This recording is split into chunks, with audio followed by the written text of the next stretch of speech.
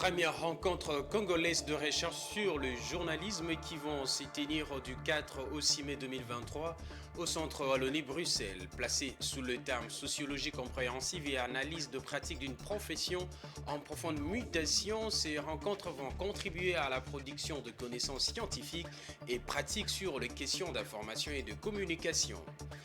Et puis, célébration des 10 ans d'existence de la commission concurrente du COMESA à partir de ce jeudi à Lilongwe au Malawi où près de 300 délégués sont venus de 21 pays membres du COMESA. Patrick Ilunga, journaliste à Géopolis, présent à cette activité, nous fera le point. Mesdames et messieurs, voilà le principal titre de cette grande édition d'information. Bonsoir et bienvenue à ces journaux. Comme annoncé dans le sommaire, le journalisme sous l'emprise des écrans multiples, sociologie compréhensive et analyse de pratique d'une profession en mutation, c'est le thème de première rencontre congolaise de recherche sur le journalisme qui vont se tenir du 4 au 6 mai 2023 au Centre Wallonie-Bruxelles, organisé conjointement par le MIL et le laboratoire de recherche en sciences de l'information et de la communication et l'association de médias en ligne en RDC. Ces dites rencontres vont contribuer, selon les organisateurs, à la production de connaissances scientifiques et pratiques sur les questions d'information et de communication. Et c'est le ministre de la Communication et Médias, Patrick Mouyaya, qui a donné le go de cette activité.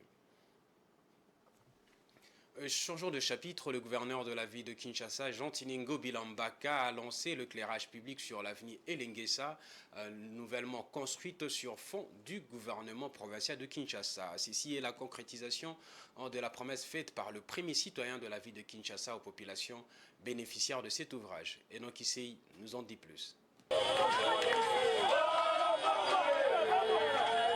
Sous les cris et chansons de joie des riverains qui se sentent spontanément mobilisés, le gouverneur de la ville de Kinshasa, Jean Tiningo Bila, a marché sur une distance de près de 4 km pour s'imprégner de l'effectivité de cet éclairage public en communion avec la population. Devant la presse, il s'est dit satisfait de voir d'abord cette route complètement construite, puis éclairée.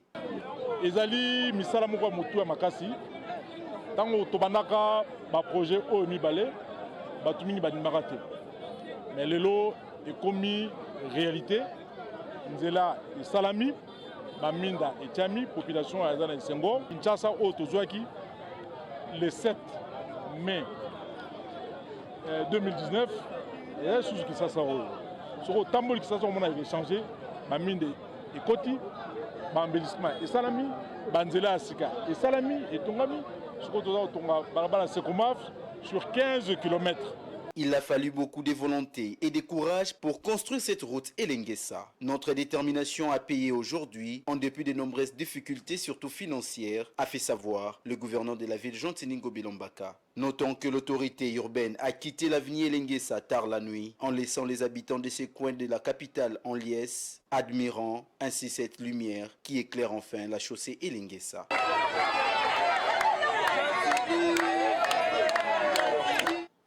La République démocratique du Congo tend vers un financement de 200 millions de dollars américains du Fonds monétaire international dans le cadre du programme de facilité élargie de crédit et un accord a été trouvé. C'est entre autres ce qu'a annoncé la chef de mission du Fonds monétaire international pour la République démocratique du Congo, Vera Martins, qui est en mission pour la 4e revue de ces programmes triennales à la tête d'une délégation qui a été reçue par le Premier ministre Jean-Michel Samalou Kondé le mercredi afin de lui faire part de conclusions de sa mission. Suivez Fiston Leko. Cette délégation a été accompagnée du ministre d'État en charge du budget et son collègue des finances. Vera Martin a indiqué que sa mission est en RDC pendant 2 semaines pour des discussions sur le programme de facilité élargie de crédit avec le gouvernement. Nous avons resté ici 2 semaines pour la discussion de la 4e revue du programme FEC. Aujourd'hui, on a communiqué à son Excellence le Premier ministre que nous avons un accord au niveau des services de FMI qui permettent de nous avancer à la préparation pour un conseil d'administration à la fin juin. Nous avons discuté la situation macroéconomique avec une croissance résiliente au niveau du pays et appui pour le développement du secteur minier. dans le même moment, nous avons discuté l'accélération de l'inflation dans un contexte difficile au niveau de l'escalation des conflits de l'Est. Dans ce contexte, nous avons parlé de la besoin d'un resserrement de politique monétaire et budgétaire pour diminuer les pressions inflationnistes en 2023, accélérer la mise en œuvre de réformes institutionnelles et de gouvernance. Et nous avons aussi, bien sûr, parlé des efforts des autorités pour avancer sur la diversification économique et le besoin d'augmenter le potentiel de croissance de ce pays. La proposition au niveau de ces montants sont presque 200 millions de dollars. C'est notre conseil d'administration avec une discussion prévue à la fin de juin qui déterminera la disposition de ces montants. Ce décaissement de 200 millions de dollars américains d'appui à la balance de paiement du FMI sera un 5e sur les 7 prévus dans le cadre de l'accord entre la RDC et le FMI signé en mi-2021.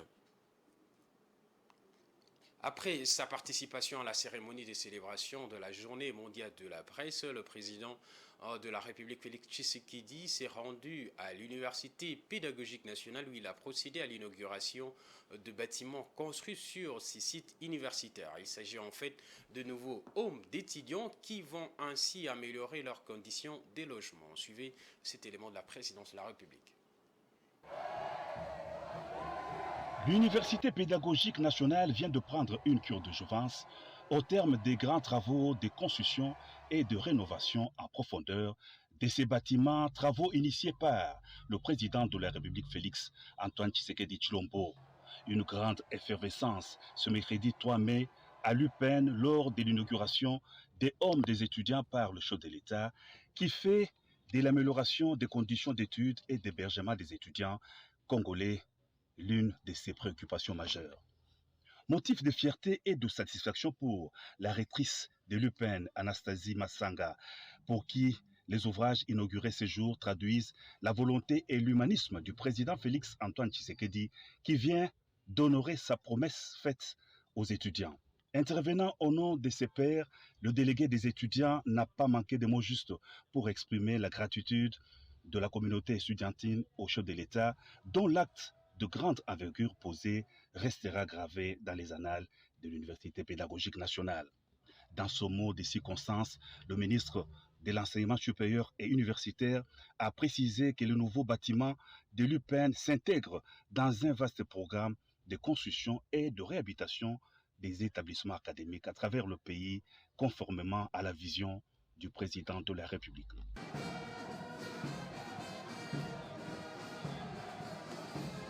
Les allocutions des circonstances terminées, le président de la République et quelques officiels ont procédé à la visite des ouvrages, 2 hommes pour garçons, dont l'un est de 6 étages avec rez-de-chaussée et doté de 70 chambres. Le deuxième homme rénové a 3 étages avec une 50aine de chambres. Le homme de filles est en cours de rénovation. Le Code minier de la République démocratique du Congo prévoit la dotation de 0,3% minimum du chiffre d'affaires des entreprises minières au bénéfice de projets de développement de communautés locales impactées par l'exploitation minière. Dans le cadre de l'exécution de projets de la dotation de 15 millions de dollars américains représentant 0,3% du dernier chiffre d'affaires de Kibali Gold Mine par le service national, le gouverneur de la province du Haut-Touélé, Christophe Bassiane-Nanga, a signé un protocole d'accord. Suivez cet élément avec Dieudonné Bonali. Le Code minier de la République démocratique du Congo prévoit la dotation de 0,3% minimum du chiffre d'affaires des entreprises minières au bénéfice des projets de développement des communautés locales impactées par l'exploitation minière. La dotation de 0,3% minimum du chiffre d'affaires pour contribution au projet de développement communautaire dans le secteur minier est l'une des mesures d'application de la législation minière révisée en 2018. Voulant se conformer à cette obligation légale, la société Kibali Gold Mine, co-entreprise entre Barrick Gold Corporation, Anglo Gold Ashanti et la société minière de Kilomoto, a respecté ses obligations sociétales vis-à-vis des communautés locales en faisant le décaissement de 15 millions de dollars américains pour la construction des infrastructures structures sociales au sein des communautés impactées par ces activités minières. À cet effet, il s'est effectué le mercredi 3 mai 2023 devant la ministre nationale des Mines, Antoinette Samba Kalambay, la signature du protocole d'accord en vue d'exécuter dans un délai très court tous les travaux par les services nationaux. Un service technique de la présidence de la République qui a raflé plus de 30% du budget alloué. Le gouverneur d'Iwouélé, Christophe Bazéane-Nanga, a apposé sa signature sur ces protocoles d'accord qui concernent la construction des hôpitaux, des écoles et autres projets de développement communautaire dans 2 territoires de sa province. Il s'agit des territoires de Ouacha et de Faragé. Profitant de l'occasion ainsi offerte, le gouverneur du Haut-Ouélé a appelé la population à accompagner les 10 projets. Bon, d'abord, ça nous met en phase pour essayer d'accélérer les travaux qui devaient s'effectuer dans le territoire de Ouacha et Farage, qui sont impactés par le projet d'extraction d'or par l'entreprise Kibali. Il s'agira de la construction de l'hôpital, des écoles. Ça pourra encore un peu continuer pour l'objet social du service national, c'est-à-dire dans l'agriculture. Moi, j'aurais bien voulu que ça se développe chez nous comme ça y est à Kanyama-Kassese. L'entrée du service national, enfin, dans la province du Haut-Uélé, qui vient d'abord pour, on aurait dit, 30% de cette dotation. Et les autres entreprises locales doivent se tranquilliser. Enfin, ça, c'est très important. Cette population doit normalement accompagner et bien accueillir les projets qui ont été sélectionnés. Il n'y a pas que ces 3 projets, il y en a plusieurs. La population devait se montrer accueillante, mais aussi soutenir les projets dans le sens que d'abord, c'est elle-même qu'on va plus utiliser, c'est-à-dire la population. C'est dans cette population que nous allons recruter la main-d'œuvre, peut-être même à 80%. Bazéane-Nanga a révélé également à la presse officielle que 80% de la main-d'œuvre pour l'exécution des travaux seront recrutés localement. Il faut noter que la signature officielle du protocole d'accord de la dotation des 0,3% entre Kibali Gold Mine et les services nationaux s'est déroulée le vendredi 28 avril dernier en présence des ministres des Mines, Antoinette Samba Kalambay, et des Affaires sociales et actions humanitaires, Modeste Mutinga Mutushai. L'information, c'est aussi au-delà de nos frontières. Place à présent à la page internationale.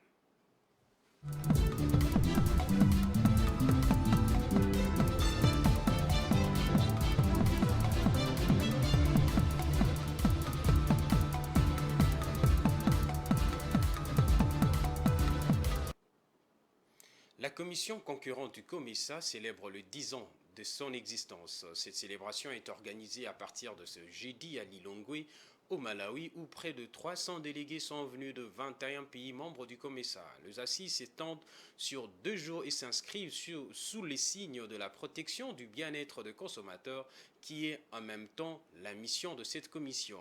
Plus de précisions dans cette duplex de Patrick Ilunga depuis Malawi. Faite en grande pompe devant des délégations venues des 21 pays membres du COMESA. Le COMESA qui est ce marché commun de l'Afrique australe et de l'Afrique de l'Est. Aujourd'hui donc, à l'occasion de 10 ans de l'existence de la commission concurrence du COMESA, plusieurs délégations sont également venues de l'Europe, mais aussi des États-Unis d'Amérique, pour un partage d'expériences dans le domaine de la concurrence, en ce qui concerne la pratique des affaires et de la vie économique dans le marché commun. Ce 10e anniversaire de la commission concurrence du COMESA, qui s'appelle en anglais COMESA Competition Commission, s'inscrit toujours sous le signe du combat de la protection et du bien-être, et des droits des consommateurs, en encourageant la concurrence loyale parmi les acteurs de la vie économique, la transparence dans le marché du COMESA et en décourageant les pratiques anti-concurrence auxquelles peuvent s'adonner certains acteurs économiques ou entreprises dans le business dans ce marché commun. Alors, l'idée, c'est de combattre la pauvreté et renforcer l'intégration régionale en Afrique australe et en Afrique de l'Est. Le 10e anniversaire a été donc l'occasion aussi pour Dr Willard Mwemba, directeur général de la commission concurrence, de faire le bilan des réalisations depuis la mise en place de cette structure. Il a fait savoir que depuis que la commission existe, 44 depuis que la commission existe, elle a défendu et gagné au bénéfice des consommateurs 44 cas d'abus commis par des entreprises, dont certaines multinationales.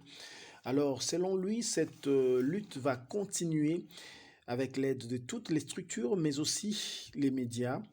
La commission concurrence a fait donc honneur cette année, comme beaucoup d'autres années auparavant, aux journalistes de 21 pays membres qui ont bénéficié d'une formation sur la pratique, sur les bonnes pratiques de la concurrence en affaires.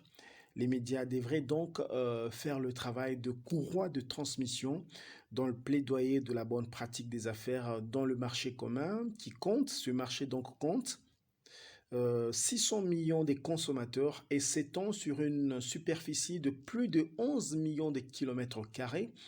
Alors la RDC, avec ses 100 millions d'âmes, n'a pas été représentée au haut niveau. En tout et pour tout, il n'y a eu que 2 Congolais, dont un journaliste et un interprète. Il faut rappeler que le COMESA s'étend à l'Afrique du Sud jusqu'à l'Égypte en passant par l'Éthiopie. Cette organisation compte 21 membres et la commission concurrence est l'une de ses structures phares. Les travaux qui se sont ouverts ce jeudi vont se clôturer vendredi au Centre international Bingu wa Mutarika à Lilongwe au Malawi.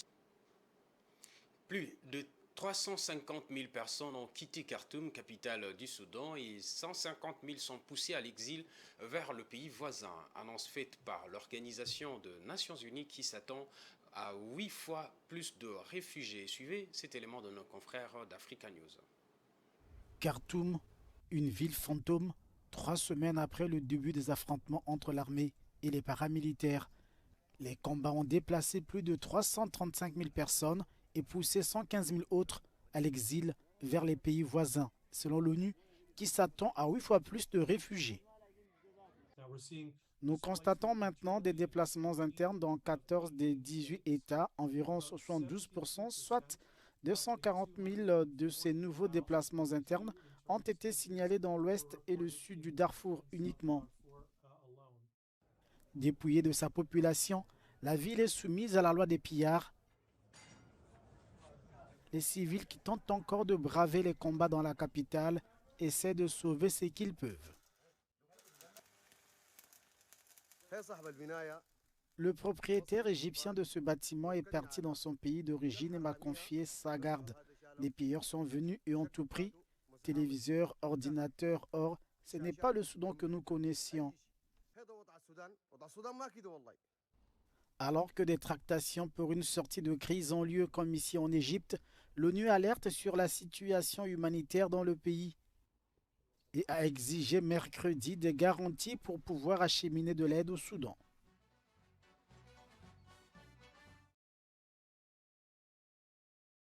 « 2% en 2023 contre un taux de 4,7% en 2022, a estimé le secrétaire du Trésor Félix Nkulukusa, qui a indiqué tout de même que ces pays d'Afrique australe font face à une hausse de l'inflation. D'après un communiqué qu'il a rendu public, la croissance économique de son pays devrait remonter en 2024 et en 2025 à 4,9% et 4,7% respectivement. Et dans Funda, nous en dit plus.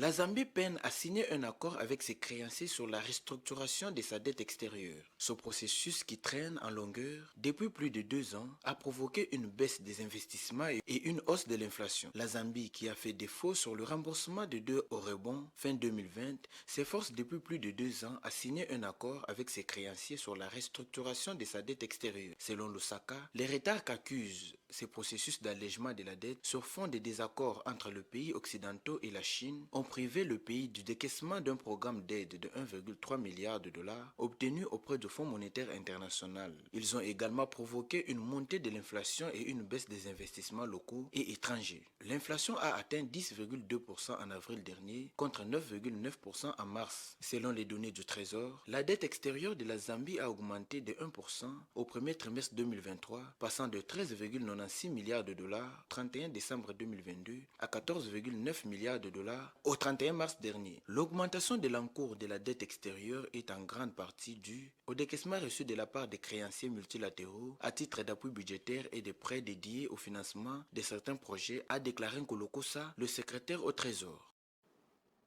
Et puis le Fonds monétaire international est au point de conclure un accord sur le décaissement d'une première tranche de prêts en faveur de la Tunisie, annonce faite par le conseil d'administration de cette institution de Bretton Woods le mardi dernier. Ces décaissements devraient être faits au titre du programme d'aide de 1,9 milliard de dollars américains et ayant fait l'objet d'un accord préliminaire en octobre 2022. Encore une fois, Edouard Funda. La Tunisie avait signé en octobre 2022 un accord préliminaire avec le Fonds monétaire international sur un programme d'aide de 1,9 milliard de dollars, mais le décaissement de la première tranche de ces prêts a accusé un retard en raison de la réticence des autorités tunisiennes à s'engager dans des réformes économiques douloureuses qui portent notamment sur la levée des subventions aux produits de base, la réduction de la masse salariale dans les secteurs publics et la privatisation de certaines entreprises publiques. Le président tunisien Kais Saied avait rejeté le 6 avril les dictats du Fonds monétaire international qui conditionnent le décaissement d'un plan d'aide à son pays à ses réformes économiques. En ce qui concerne le FMI, les dictats provenant de l'étranger et qui ne mènent qu'à davantage d'appauvrissement sont inacceptables. Les bailleurs nous demandent de les écouter. Je n'écoute que Dieu et la voix du peuple, avait-il déclaré. L'alternative est que nous devons compter sur nous-mêmes. Il faut trouver d'autres idées car la paix sociale n'est pas un jeu ou quelque chose qui peut être pris à la légère, avait ajouté le dirigeant tunisien, rappelant les émeutes meurtrières déclenchées en 1984 dans le pays par l'augmentation du prix du pain. En avril dernier, le Fonds monétaire international a cependant félicité la Tunisie pour ce qu'il a qualifié de premiers progrès dans la mise en œuvre des réformes économiques. Dans le même temps, Tunis a négocié des financements extérieurs destinés à accompagner le programme d'aide du Fonds monétaire international avec des bailleurs des fonds bilatéraux et multilatéraux, dont l'Arabie saoudite, les Émirats arabes unis et la Banque africaine d'import-export. Ces dernières semaines, plusieurs responsables occidentaux, dont le chef de la diplomatie européenne, Josep Borrell, et le ministre italien des Affaires étrangères, Antonio Tajani, avaient mis en garde contre un effondrement de la Tunisie susceptible de provoquer des flux migratoires vers l'Union européenne et d'entraîner une instabilité dans la région du Moyen-Orient, Afrique du Nord, tout en invitant les autorités tunisiennes à finaliser le programme convenu avec le Fonds monétaire international. Ici, à travers les différents journaux parus ce jeudi 4 mai à Kinshasa, je vous propose de suivre la revue de presse faite par Fiston Oleko.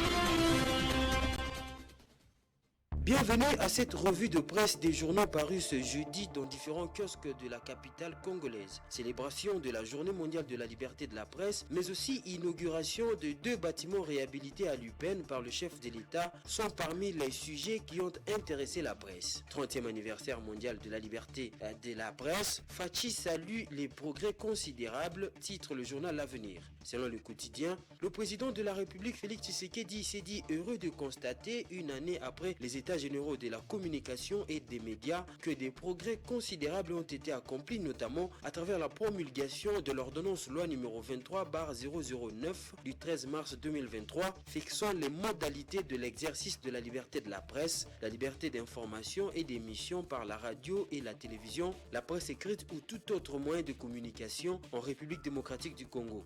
Malgré toutes ces avancées, le chef de l'État reconnaît que les défis à relever restent de taille. Félix Tshisekedi appelle à un débat politique sain en RDC, peut-on lire sur la manchette du journal La Prospérité. Le quotidien répond ces propos du chef de l'État lors de la cérémonie officielle qui dit « Comme vous le savez, l'année 2023 est une année électorale qui, comme il peut l'être observé sous d'autres cieux, se conjugue par des fortes sollicitations des médias et par l'organisation des débats sur des plateaux télévisés ou sur toute autre plateforme médiatique. Malheureusement, force est de constater que ce contexte singulier révèle le risque parfois de concourir à la dissémination dans la sphère publique, non plus de visions ou idéaux censés prôner le vivre ensemble, mais plutôt des propos discourtois discriminatoires, voire d'invectives au relent tribaliste et séparatiste, en méconnaissance des lois en vigueur dans notre pays. Dans un autre chapitre, Radio Okapi titre Félix Tshisekedi inaugure 2 bâtiments rénovés à l'UPN.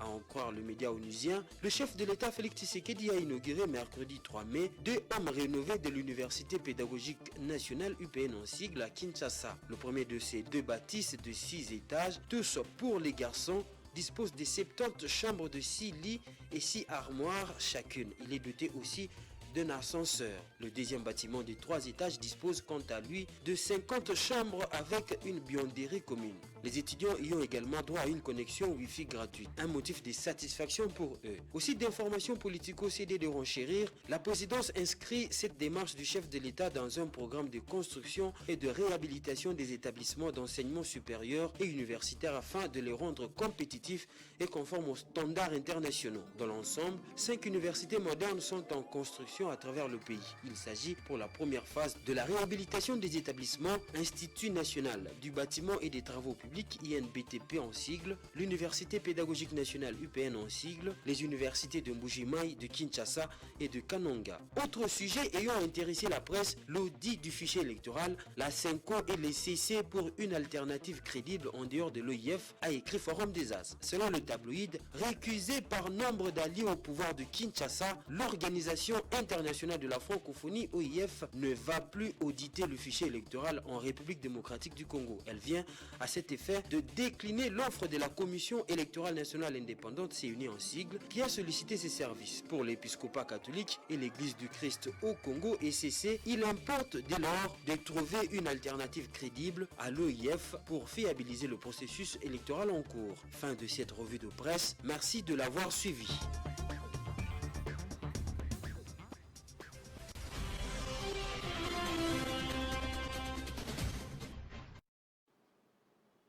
Voilà, c'est par cette revue de presse que nous allons mettre un terme à cette grande édition d'information. Mais avant de nous quitter, voici le rappel de titre.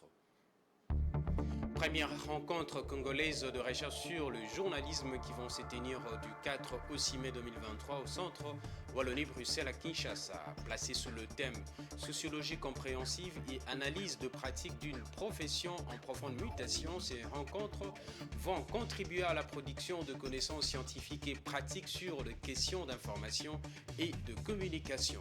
Et au-delà des frontières de la RDC, on a parlé de la célébration des 10 ans d'existence de la commission concurrente du COMESA à partir de ce jeudi à Lilongwe au Malawi où près de 300 délégués sont venus de 21 pays membres du COMESA. Patrick Ilunga, journaliste à Géopolis Forum, présent à cette activité, nous a fait le point.